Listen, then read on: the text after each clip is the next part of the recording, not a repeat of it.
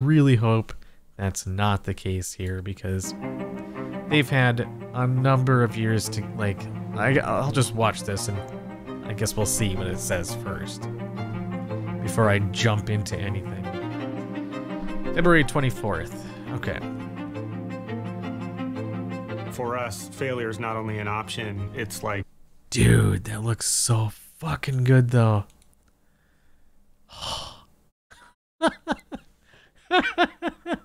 That looks so good, though. Dude. Also, clouds confirmed, by the way. Fuck, dude. Never has it gonna... Dude, it's gonna be so great to go to space. Build just wild spacecraft. Not only an option, it's like absolutely mandatory, right? It's the way that we learn and evolve. One of the things I'm excited about with early access is it kind of makes everything feel a little more Kerbal, in the sense that we're gonna get some things wrong. We're gonna make some assumptions that are incorrect. Dude. Give me that rover, dude. What? We're gonna fail out loud. Like, there's nothing more Kerbal than that, actually. I mean, this has been my entire life for years now. We originally announced that we were gonna release this game in 2020. Yeah, you did. Here we are, coming up on 2023, and it's still not out. I feel like I've been sitting on a secret in a way. I cannot wait to experience this with other people, and I'm looking forward to letting the game speak for itself. I mean, I've said for a while... Oh my god, that UI, though. What?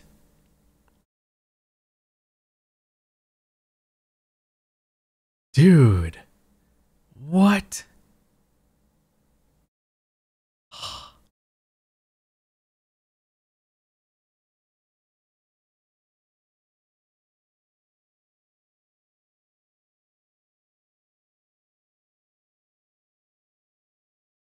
So this is in essence displaying that there are 6 pairs of these engines, 12 in total, and 3600 delta V. Oh my gosh, dude. What? And if I'm not mistaken, I think that's a maneuver node editor built in. If you have any tendency toward perfectionism, this job is not... Look at that reflection. You get to see the reflection in, what is that, ice? Of that planet. Way the fuck out. Oh my gosh, dude. This is gonna be good. For you. There is no one person who can encompass in their mind everything that this game is and everything that this game does. At the very beginning of this, I had it all written out. I knew exactly what this... Domino, have you ever tried KSP, by the way? If not, dude, I'm really excited to see what you think. Like, if I really think you should get into KSP2. Dude. I think you, and I think the girls especially, would absolutely love this. Dude, absolutely love it.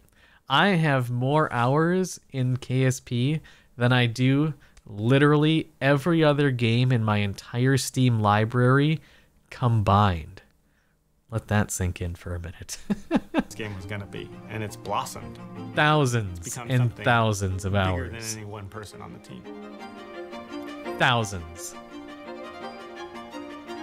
Going into early access, I mean, you get to go to outer fucking space. It's space.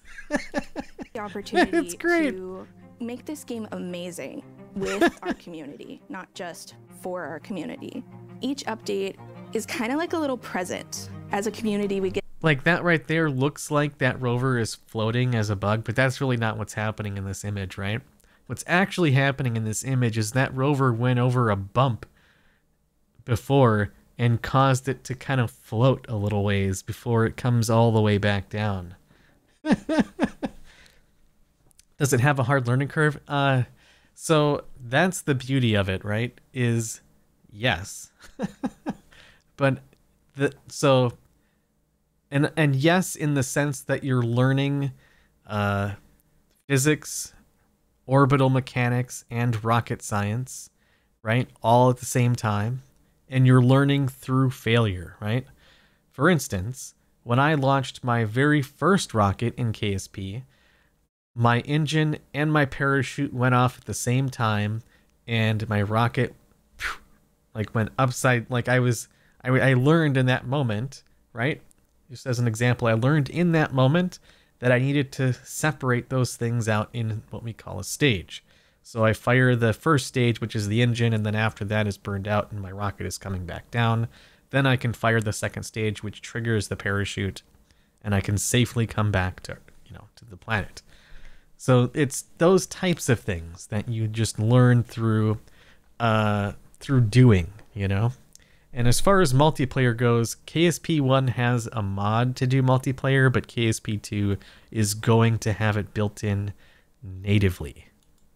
To unwrap this present together with all the new features. Yeah, so dude, look at that. Look at the suspension on those rover wheels as that comes back down. This present together with all the new features. Bro, good to see you, dude. And Gaffy, good to see you. Kerbal Space Program 1. It's one of those things you can just get lost in. Even before early access was a thing. But there was some moment when we were about to release on Steam, and we had to just hit the brakes full stop, because we were wondering if people were going to be annoyed that we were giving them an incomplete game. I mean, there was no shame in it. We knew it was incomplete. We knew it was in development. And that's how early access as we know it came to be. This was the first KSP early access, by the way, right? Look at the difference. Okay? Look at the difference.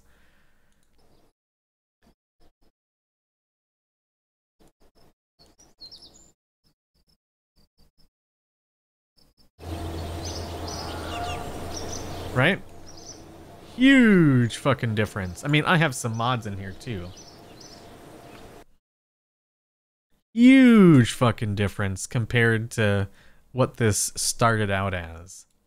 Kerbal Space Program 1 would definitely. How much is it? Well, it's not out for. It's not. You can't give your money for it yet. Invaluable, and it That's what this announcement video is about. Look at that fucking UI, dude. That looks so cool. Yeah, so right? So here's the premise, right? You get to start with like parts. You start with rocket parts. And as you kind of progress in your space program, right? You get bigger and better parts that help you go further and faster and do more things. So you can kind of just conglomerate your own spacecraft together, and however you do it is up like in the most creative sense possible. It's on you to get to space with what you have, and it's really cool to see what people come up with and the unique things that come out of that. Like, it's totally one of the most chill, fun games you could ever hope. And the crazy thing is that you're learning in the process without even realizing it. You're learning orbital mechanics and rocket science and physics. It's just crazy. It really is. And this game, this second version, the first one does have tutorials. This one is going to have really good tutorials for people that have never played and just want like a layman's term understanding of how basic shit works. Like, why is it that when I use this engine, it sends me super far, super fast, and why is it when I'm using this other one, it's not doing anything? It'll explain things to you, which I love. We're thinking of early access in a kind of total way. First, completing the foundation, validating the foundation through community interaction, and then building successive new floors on top of that foundation. New celestial bodies, new star systems, colonies, interstellar travel. Dude. Yes. colonies, interstellar travel, multiplayer. All of that stuff needs to be layered in on top of those core features that we want to get in. Wait, so the first one isn't gonna, the early access? Overstate how important it is for me to just hear what people think about this thing we're creating. We've been working in a vacuum, it's a space joke, for quite a while. This is a rare opportunity to actually find out how we've been doing. That makes me nervous, dude. Early access means that you have the ability. That means things like multiplayer and a lot of the other stuff isn't going to be there right away. Which, sure, may be fine, but what's the timetable you're looking at? And are my saves going to break in the process? Because I hated that. To have a dialogue I with the hated development that team and to shape the future of the game. Although nothing really was ever Much of what's forcing in place me on day to one move for forward KSP2 with the latest is version. that huge, massive technology beneath the surface that's there to support these new features that are coming down the road, like multiplayer, like interstellar, like colonies. Here are the aspects of the new game that I think are going to be most obviously improved. You're going to be able to make vehicles that are very different from the vehicles you could make in Look at that. KSP1. Look at that, dude. Look at that. Look at that. Dude, that looks so good. Oh, dude. That looks so good. Oh my god, dude, that looks so good. And a lot more tunable in terms of their shape and performance.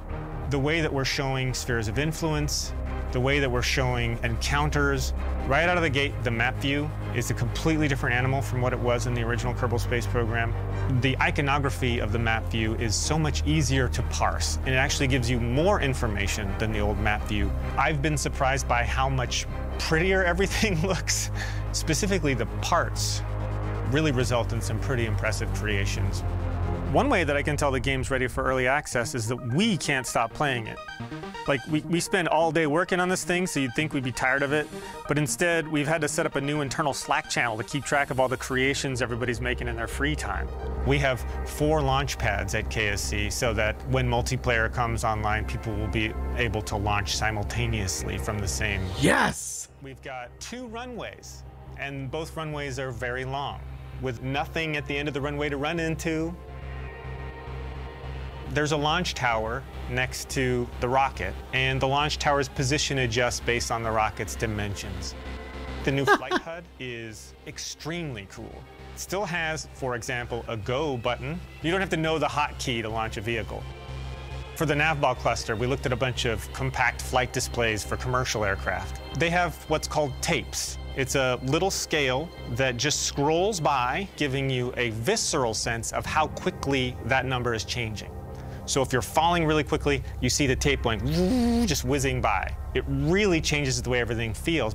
One of my favorite new things is coloring parts. You can either color an entire vehicle, you can color individual parts, different dude, colors. That is so needed to how much happen. fun we've been having with this feature. I feel like there's a zillion things like that. We have had a couple of opportunities to put the current part set in the hands of creators. Look at that, dude. Just a lone probe descending into a gaseous planet's atmosphere to its impending doom. That is so cool. Dude, with the multiplayer stuff, once that comes online, you can literally have a side-by-side space race. My goodness. Dude. Who were prominent in the KSP1. Or work in tandem, right? I'm going to launch the solar panel cluster, you're going to launch the communications, and together we'll make a space station or whatever, right? It doesn't even, whatever.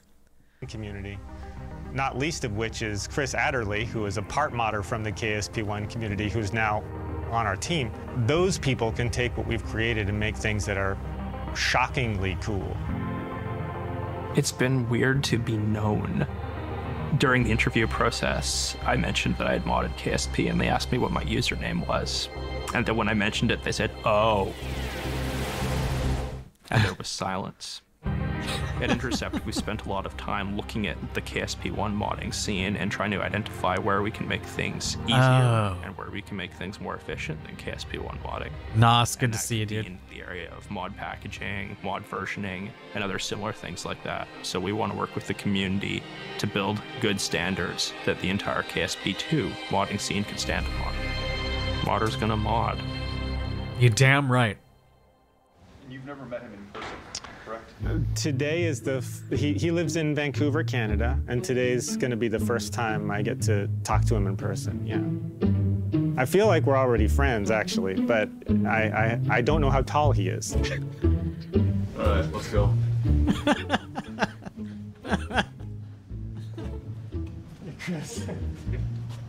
Hey, nice to meet you. Nice to meet you. Finally see you in person. Let's all look awkwardly at the camera.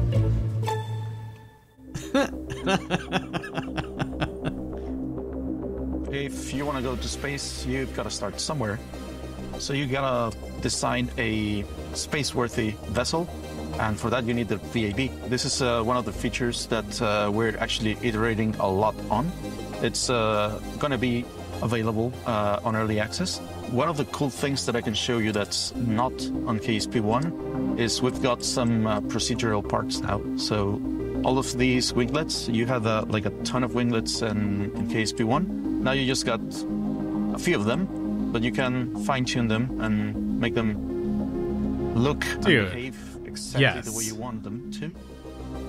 Heart count goes way down as a result of that. The main difference that you're going to find when playing the early access version of KSP2 with respect to the first early access versions of KSP1 is you're gonna see a more complete game. You're gonna have the whole Kerbolor system to work with. Look at how cool that fucking looks, dude. KSP1 player and you've gone everywhere. I would really invite you to go Look at that. everywhere again, because we have a new PQS system. PQS stands for Procedural Quad Sphere. It's the system that we use to create the planets. Planets are now a lot. Is that Elu? Dude. More interesting. They look amazing. That's I'm not gonna spoil anything, but they have a few surprises here and there that you might want to check out. Surprises here and there. Yeah, right. Look at that, dude. Okay, so you'll notice in this animation the wobbliness of this spacecraft. That's because there isn't, like, it's not the most stable in its design, right? You got a big part going down into a thinner, small part back out with 4 engines outside. Like, it is just natively unstable. There's a feature I'm and it's super just kind of excited wobbly, about, which is acceleration under time zoom. If you have ever tried to make a trip to Joule or Lathe, or maybe you've used the Xenon engine, you will find that you will initiate that burn and you will go and mow the lawn and maybe do about a few other things, and then maybe you're there. For KSP, you cannot advance time warp while you're accelerating. For KSP2, particularly because of Interstellar Waiting in the Wings, this is one of those features that gets to pay dividends now in early access. Oh, nice. So players who are looking to try those kind of like slow. Yeah, if you wanted to make that burn in real time with a really efficient engine, that burn time could literally be a couple of days worth of actual, like, depending, right? It could be a few hours. It could take you a couple of days, depending on how it's set up. In a lot of cases, that was, that meant you had to just leave the game running with the burning going and hoping that the game didn't crash or something didn't happen in between, Low efficient flights, you won't have to mow the lawn like I did. You'll just be able to advance time warp and get to where you need in a perfect 8 hours, yeah, amount of time. I think I'm excited about how we are going to simplify some of player interactions with the game itself, like using new tools or using tools that we already have, but now they are more easy. It's less intimidating, so to speak. So we already have these hardcore players that they don't mind going and putting an Excel sheet to get the numbers right. But we also want to get to those new players that are doing this for the first time, and it's like, okay, we got you here. Like, this looks scary, but it's going to be less scary if you use this. That's feedback cool. we don't get that often is when people like things. So if you like I'm something, really let us excited to know. see all the new players come into this. We don't get to see the comments like, yeah, this is amazing. Like that palm in your shoulder, it's really nice to get. I understand that many fans are going to be anxious to have the full game available on release, but KSP2 is a really complex game. Colonies, multiple solar systems, further exploration, life support. It's important that we do this step by step, and we know that the community is liking what we are doing, that they are having fun, and we are doing it on the proper way. The biggest thing for me, man, allows us to focus on really the core of the game. When you have a whole suite of features that you're also building upon, you have the tendency to spread yourself rather thin. And when you spread yourself thin, you have the tendency to not bring everything up to a strong quality bar. So early access allows us to really focus on the most important part of the game, the part that cannot fail, the part that enables everything else, and bring it up to a high level of quality. Colonies in Interstellar are two features that exist beyond the MUN. So we have to make sure that this core experience is strong in order to interact with these other systems. If a system doesn't work well and we're building on it later in development, we want to know earlier rather than later so that we can deliver the best possible Kerbal experience. One of the groups I'm most excited to get feedback from is people who thought Kerbal was a game for them, tried it, and for whatever reason walked away. We've put a lot of thought into KSP2 for how our tutorials, how our onboarding, how our first-time user experience can welcome people in who have an interest in space and simulation games and putting rockets together and exploring the universe. And so we're really interested in seeing whether or not we've... Dude, look at the fucking clouds on Eve. Dude, wow. In seeing whether or not we've accomplished that. Just like players experienced with KSP1, we will be releasing updates along the way, and we will be adding colonies, interstellar, new places to explore, new parts to use, new game modes to help drive that experience. Those things are already underway. One thing our players have been very clear about is that they want us to take our time and give them a quality experience with KSP2. We have made that clear. Making sure that what they will be getting in early access is a strong foundation.